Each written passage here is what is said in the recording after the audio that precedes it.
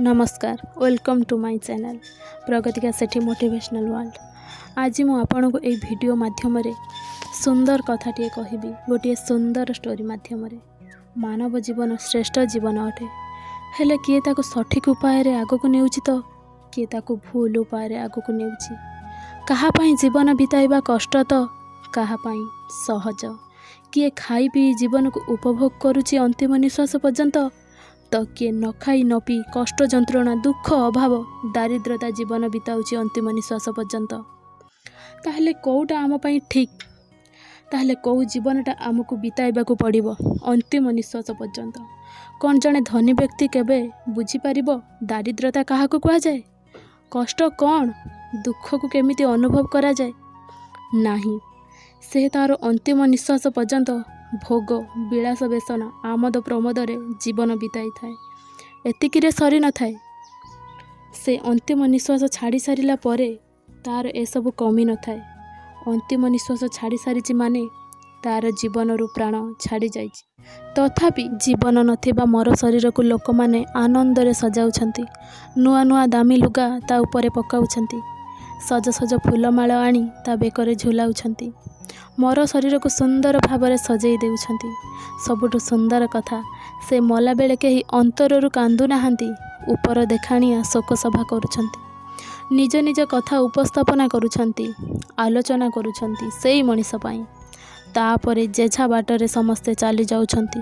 हेले गुटे दरिद्रर दुखी अभावी मनीष जेतेबेले पिंडरु प्राण छाड़ी जाउछि, सेतेबेले कौन तार ठीक एहीपरि अंतिम संस्कार हुए। एहार कारण मु आपण मानकु एही सुंदर स्टोरी माध्यम रे कहूछि। हरिपुर गाँव रे कानगोई साही, सेही साही रे आगरु थिले दुई भाई, माने दुई अंश। बड़ अंशर 10 पण, सान अंशर 6 पण। बड़ अंशरे 6 भागीदारी माने 6 भाई, सान अंशरे 5 भागीदारी माने 5 भाई। जमी फमी रे किछि खाता फड़ा होई नाही कानगोई साही रे। तेणु सेइथिपाई सबुदिन जागा को नै कुरु पांडव युद्ध होई थाए। कहा बाड़ कहा जमी उपर को दाढ़े माड़ी आसी तो कहा चाल ओली कहा बाड़ी आड़ को आंगुले चढ़ी जाइछि। किए कहा बाड़ी जह्नी कसीटिए छिड़े नहीं तो कहा गोरु कहा चालू छण बिड़ाई ओटारी खाइछि। एहा गोटे दिनर कथा नुह, सबु बेले कली करताल लागिबा गोटे नीतिदिनिया घटना हो जाइछि। निधि कानगोई सान अंशर जड़े अंशीदार। सी 5 भाई समस्ते भिन्न होइछंती। गत वर्षरु प्रत्येक भागरे डीओ बाड़ी आउ 10 गुंठु जमी नेखा समस्तंक पई रहिछि। समस्ते पेट पई विदेश को जाइछंती। सान अंशर मुरबी हेउछंती नाथ दादी। गत 3 वर्ष हेला चाकिरीरु अवसर नेला परे पेंशन नेई गाँ रे आसी रहिछंती। शारीरिक असुस्थता हेतु से थिबा नथिबा संगरे समान।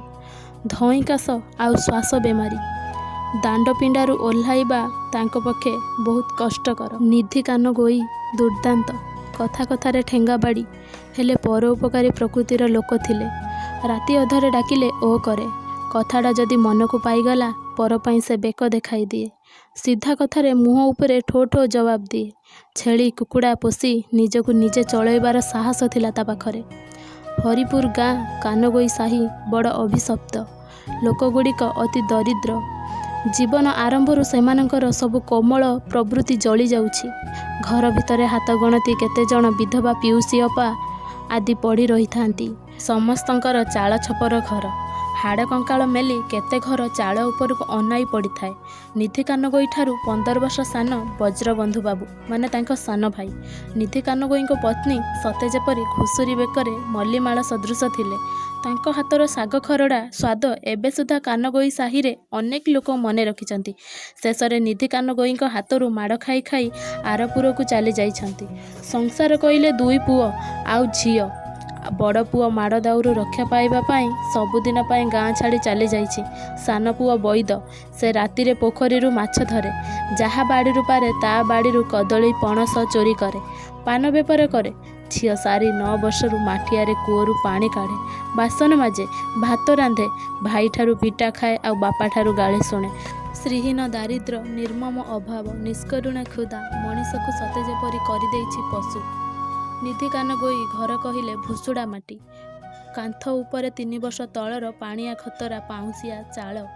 ଘର ଦାଣ୍ଡରେ ଗୁଣ୍ଠେ ଜମି, ବାଇଗଣ, ଲଙ୍କା, ମରିଚ, ଖଡ଼ା ଆଉ କଦଳୀର ଜଙ୍ଗଲ।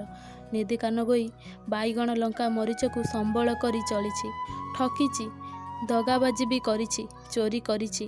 ସ୍କୁଲ ଛୁଟି ହେତୁ ବ୍ରଜବନ୍ଧୁ ବାବୁ ହରିପୁର ଗାଁକୁ ରଜ ସଂକ୍ରାନ୍ତିକୁ ଯାଇଥିଲେ ଘରର ଛପର କରିବା ପାଇଁ। ବ୍ରଜବନ୍ଧୁ କାନଗୋଇ ସାହିରେ ଅସ୍ୱାଭାବିକ ନୀରବତାକୁ ଲକ୍ଷ୍ୟ କରିଥିଲେ। ସବୁଥର ପରି ଗାଁ ମୁଣ୍ଡରୁ ନିଧି କାନଗୋଇଙ୍କ ପାଟି ନ ଶୁଣି ଆଶ୍ଚର୍ଯ୍ୟ ହୋଇଥିଲେ ସେ। ପୁଅ ବଇଦକୁ ଏ ବିଷୟରେ ପଚାରି ବୁଝିଥିଲେ। ବଇଦ ବ୍ରଜବନ୍ଧୁ ବାବୁଙ୍କୁ ଦଣ୍ଡବତ କରି ବାପାଙ୍କୁ କାର୍ତ୍ତିକ ମାସରୁ ଜ୍ୱର ହୋଇଥିବା କଥା କହି ମନ ଦୁଃଖ କରିଥିଲା। ବ୍ରଜବନ୍ଧୁ ବାବୁଙ୍କ ଭଙ୍ଗା କାନ୍ଥ କୁଢ଼ ଭିତରେ ନିଧି କାନଗୋଇ ରହିଥିବା ଚାଳିଆକୁ ଯାଇ ଦେଖିଲେ ଗୁମ୍ଫା ପରି ଭିତରଟା ଅନ୍ଧାର। ମୂତର ସନ୍ତସନ୍ତିଆ ଦୁର୍ଗନ୍ଧରେ ନାକ ଫାଟି ପଡ଼ୁଛି। ନିଧି ଖଣ୍ଡେ ଛିଣ୍ଡା ବିଛଣା ଉପରେ କାନ୍ଥକୁ ଆଉଜି ବସିଥିଲା। ଦେହ ଫୁଲି ଯାଇଛି ବେଙ୍ଗ ପରି, ହଳଦିଆ ଦିଶୁଛି। ମୁହଁ ଫୁଲି ଆଖି ଦୁଇଟି ଦିଶୁନାହିଁ। ପେଟଟା ଫୁଲି ଯାଇଛି ଓଳି ପରି, ଗୋଡ଼ ବାଉଁଶ ନଳି ପରି ସରୁ। ହାତରେ ବାଡ଼ି ଧରି ଉଠିବାକୁ ଚେଷ୍ଟା କଲେ ବି ପାରୁନାହାନ୍ତି। ତେଣୁ ଶେଷରେ ସାହାରା ଭାବେ ଝିଅ ଶାରୀ ଉପରେ ଗର୍ଜନ ତର୍ଜନ କରିଛନ୍ତି, ଆଉ ଗାଳି ଗୁଲଜ ବି କରିଛନ୍ତି। ବ୍ରଜବନ୍ଧୁ ନିଧି କାନଗୋଇଙ୍କ ରୋଗାକ୍ରାନ୍ତ ଶରୀର ଅବସ୍ଥାକୁ ଦେଖି ଦେହ କ'ଣ ହୋଇଛି ବୋଲି ପ୍ରଶ୍ନ କରିବାରୁ ଉତ୍ତରରେ ନିଧି କାନଗୋଇ କହିଛନ୍ତି, ବିଶେଷ କିଛି ହୋଇନାହିଁ, ଦେହଟା ଫୁଲି ଯାଇଛି। ଗଣି ଡାକ୍ତର ହୋମିଓପାଥି ଔଷଧରେ ଭଲ ହୋଇଯିବି, ଯାହା ନିଧି ଦୃଷ୍ଟିରେ ସାଧାରଣ ରୋଗ ଭାବରେ ସେ ବିଚାର କରିଛି। ମନରେ ଶକ୍ତି ସାମର୍ଥ୍ୟ ଥିଲେ ମଧ୍ୟ ରୋଗକୁ ବେଖାତିର କରି ନିଧି କାନଗୋଇ ଆରୋଗ୍ୟ ହୋଇପାରିନାହିଁ। ଗଣି ଡାକ୍ତର ଔଷଧରେ ଭଲ ହେଲା ନାହିଁ। ମାସକ ତଳେ ସହରର ବଡ଼ ଡାକ୍ତରଖାନାକୁ ଆସି ଚିକିତ୍ସିତ ହେଲେ। ମାଂସପେଶୀୟ ଶକ୍ତି ସାମର୍ଥ୍ୟ, ଅହଙ୍କାର, ଗର୍ବ, ଦମ୍ଭ ସବୁ ଧୂଳିସାତ୍ ହୋଇ ମାଟିର ଶରୀର ଶେଷରେ ମାଟିରେ ମିଶିବା ପାଇଁ ତାଙ୍କ ଶରୀରର ଛାଡ଼ି ପ୍ରାଣବାୟୁ ଉଡ଼ି ଯାଇଛି। ମେଡ଼ିକାଲ ୱାର୍ଡ ବାରଣ୍ଡାରେ ଗୋଟିଏ ଦୁର୍ଗନ୍ଧ ସନ୍ତସନ୍ତିଆ ଅନ୍ଧକାର କୋଣରେ ଖଣ୍ଡେ ଛିଣ୍ଡା କମଳରେ ନିଧି କାନଗୋଇର ମଡ଼ା ଗୁଡ଼ା ହୋଇ ପଡ଼ି ରହିଛି। ବଡ଼ ମେଡ଼ିକାଲର ନିୟମ ଅନୁସାରେ ଗୋଟିଏ ରାତି ପାଇଁ ମଡ଼ା ରଖିବାର ଅନୁମତି ମିଳିଥାଏ। ସକାଳୁ ମଡ଼ା ନ ଉଠିଲେ ମେହନ୍ତର ମଡ଼ା ଉଠାଇ ନେବ। ଏଥିପାଇଁ ବଡ଼ ଚିନ୍ତାରେ ଥିଲେ ବ୍ରଜବନ୍ଧୁ ବାବୁ। ଆକାଶର ଘମାଘୋଟ ଜନ୍ମାଷ୍ଟମୀ ରାତିର ବର୍ଷଣମୁଖା ପରିବେଶ। କଳା କିଟ୍ କିଟ୍ ଅନ୍ଧାର କଳାନାଗ ଫେଣାରେ କଟା ଜିଭ ପରି ଲଟା ବିଜୁଳି ଲହ ଲହ କରି ଭୟଭୀତ କରୁଛି। ନିଧି କାନଗୋଇଙ୍କ ମଡ଼ା ବାସି ହେବା ଚିନ୍ତାରେ ମର୍ମାହତ ବ୍ରଜବନ୍ଧୁ। ହରିପୁର ଗାଁକୁ ହଠାତ୍ ଯାଇ ଖବର ଦେବା ସମ୍ଭବ ନୁହଁ, କାରଣ ସନ୍ଧ୍ୟା 5ଟା ପରେ ଆଉ ଷ୍ଟେସନରୁ ବସ୍ ମିଳେ ନାହିଁ। 12 ମାଇଲ ରାସ୍ତା ଅତିକ୍ରମ କରି ଗାଁରେ ପହଞ୍ଚିବା ଅସମ୍ଭବ। ପରଦିନ ଭୋର ବସ୍ରେ ଅନନ୍ତ ହରିପୁର ଯାଇ ମଡ଼ା ଭାଇମାନଙ୍କୁ ଡାକି ଆଣିଲେ ଶବ ସଂସ୍କାର ହେବ। ସେ ପର୍ଯ୍ୟନ୍ତ ଦୁର୍ଗନ୍ଧ ଅନ୍ଧାର କୋଣରେ ନିଧି କାନଗୋଇଙ୍କ ମଡ଼ା ପଡ଼ି ରହିବ। ନିଧି କାନଗୋଇଙ୍କ ମଡ଼ାଠାରୁ ଅଳ୍ପ କିଛି ଦୂରରେ ଶବକୁ ନେଇ ଦୁଇଟି କୁକୁର ପରସ୍ପର ପ୍ରତି ଦାନ୍ତ ଦେଖାଇ ପରସ୍ପର ପ୍ରତି ଗର୍ଜନ କରୁଥାନ୍ତି। ହେଲେ କୁକୁରମାନଙ୍କଠାରୁ ଶବକୁ ସୁରକ୍ଷିତ ରଖିଛନ୍ତି ବ୍ରଜବନ୍ଧୁ। କୁକୁରମାନଙ୍କର କ୍ରୁଦ୍ଧ ଆଖିରୁ ରକ୍ଷା କରିବାକୁ ଯାଇ ବ୍ରଜବନ୍ଧୁ ଲହୁଲୁହାଣ ହୋଇଛନ୍ତି। ବିଜୁଳି ବେଗରେ ନିଧି କାନଗୋଇଙ୍କ ମଲା ଖବର ହରିପୁର ଗାଁ ସାରା ଖେଳିଗଲା। ନଳିତା କିଆରୀରେ, ଧାନ ବିଲରେ, କଦଳୀ ବାଡ଼ିରେ, ଗାଧୁଆ ତୁଠରେ, ଦାଣ୍ଡ ପିଣ୍ଡାରେ, ଘର କୋଣରେ, ନାଳ ବନ୍ଧରେ, ଗାଁ ଦାଣ୍ଡରେ ଘୋଟିଗଲା ଗୋଟିଏ ଖବର, ନିଧି କାନଗୋଇ ଚାଲିଗଲେ। ବ୍ରଜବନ୍ଧୁ ବାବୁ ମଡ଼ା ଜଗିବା ପାଇଁ ଡ୍ୟୁଟିରେ ଥିବା ଜମାଦାରକୁ କିଛି ପାଉଣା ଦେଇଛନ୍ତି। ବ୍ରଜବନ୍ଧୁ ବଡ଼ ଚିନ୍ତାରେ। କାଲି ସକାଳେ କେଉଁମାନେ ମଡ଼ା ସଂସ୍କାର କରିବାକୁ ଆସିବେ? ସାନ ପୁଅ ବଇଦ ଆସିବ। ବଡ଼ ପୁଅ ମାଧବ ବାପା ମରିବା ଖବର ସୁଦ୍ଧା ପାଇନାହିଁ। ନାଥ ଦାଦି ଆସିବେ ନାହିଁ, କାରଣ ସେ ତ ନିଜେ ଉଠି ପାରୁନାହାନ୍ତି। ଚଷାସାହିଆ ମଡ଼ା ଭାଇ। ଏହିପରି ବ୍ରଜବନ୍ଧୁ ମଡ଼ା ପାଖରେ ବସି ନାନା ଭାବନା ମଧ୍ୟରେ ବୁଡ଼ି ଯାଇଛନ୍ତି। ପରଦିନ 2 ପହର ବେଳକୁ ହରିପୁରିଆ ମଡ଼ା ଭାଇମାନେ ଆସିଲେ।